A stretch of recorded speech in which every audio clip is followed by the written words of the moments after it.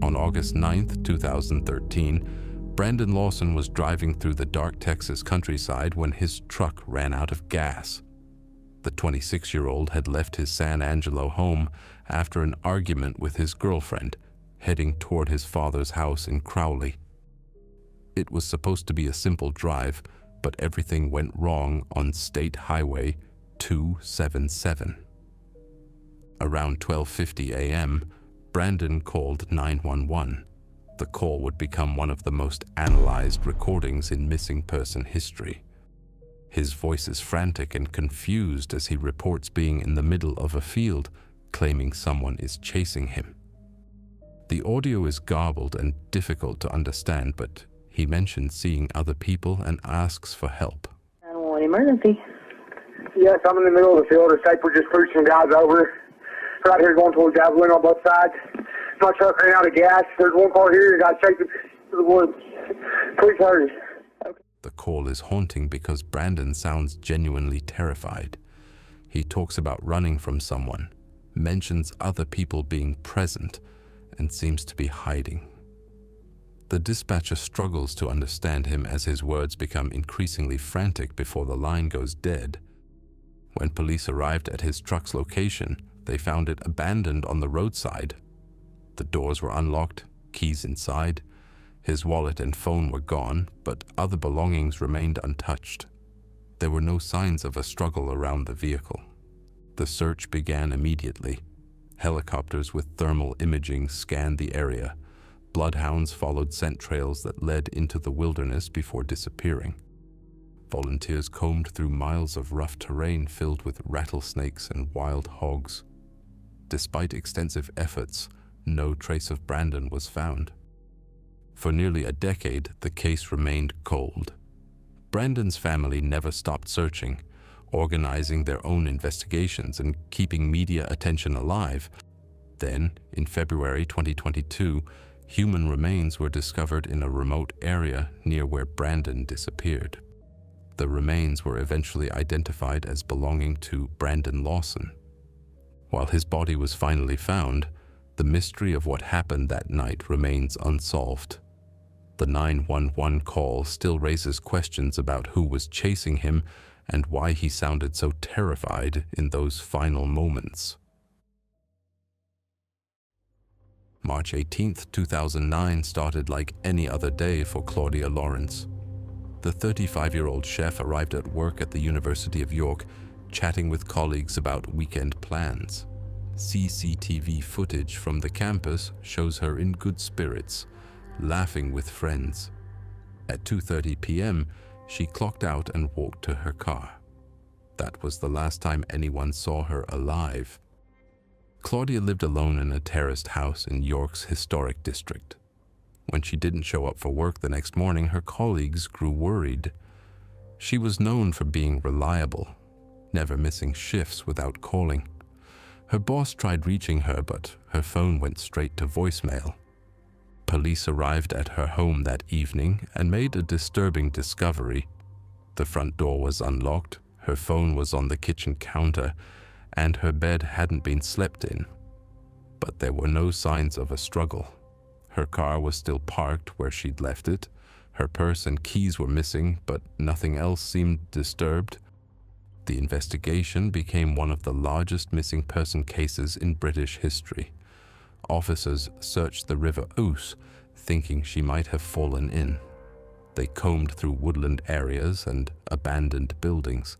CCTV cameras from around the city were analyzed frame by frame. Nothing. What makes Claudia's case so unsettling is how completely she vanished. In modern Britain, with cameras everywhere and digital footprints tracking our every move, disappearing without a trace should be impossible. Yet somehow, a woman simply walked out of her workplace and evaporated. Police believe she was abducted by someone she knew. Phone records show she'd been having affairs with married men, creating a web of secrets and potential motives. But despite arresting several suspects over the years, no one has ever been charged. Claudia's father, Peter, spent the rest of his life searching for answers. He died in 2021, never knowing what happened to his daughter. Her house remains empty, a shrine to a woman who vanished into thin air on an ordinary Wednesday afternoon. Kenny Veach was obsessed with the Nevada desert. The experienced hiker spent every weekend exploring remote canyons and hidden caves around Las Vegas. But in late 2014, he found something that changed everything. In a YouTube comment that would become legendary, Kenny described discovering a cave shaped like the letter M in the desert mountains. When he approached it, he felt an overwhelming sense of dread. His body began vibrating. The closer he got, the worse it became. Eventually, he had to turn back, but he couldn't stop thinking about what might be inside.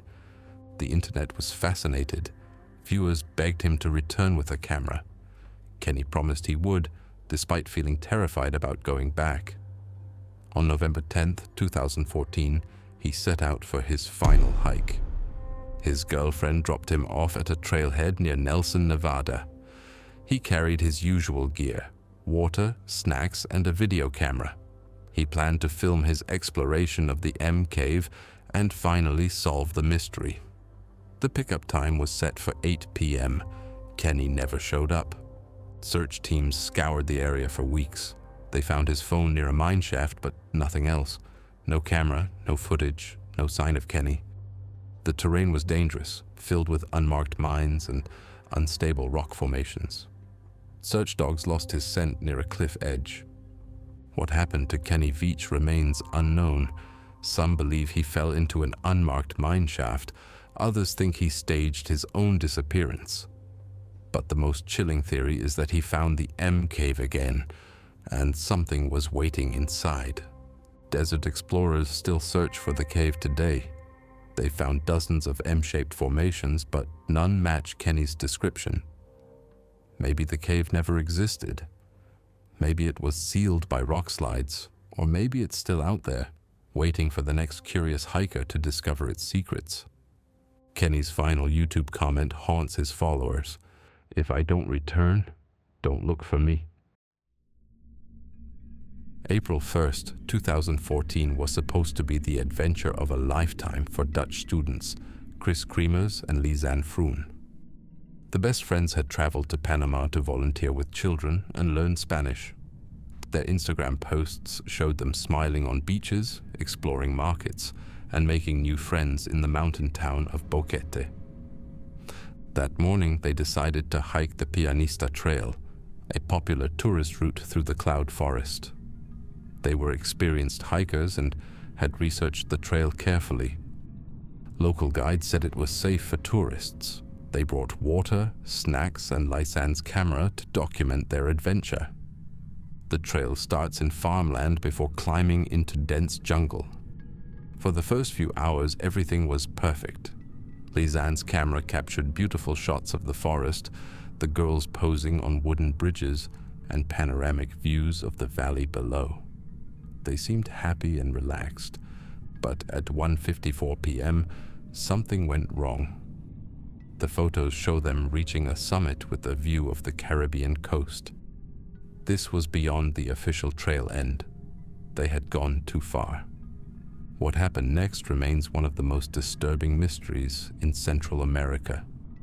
The girls' camera captured 90 more photos over the following days and nights. Most are dark, blurry images of forest canopy and rock formations. Some show what appear to be distress signals made from sticks and stones. 2 months later, a backpack was found by the river. Inside were their passports, phones, and the camera. The phones showed dozens of failed emergency calls.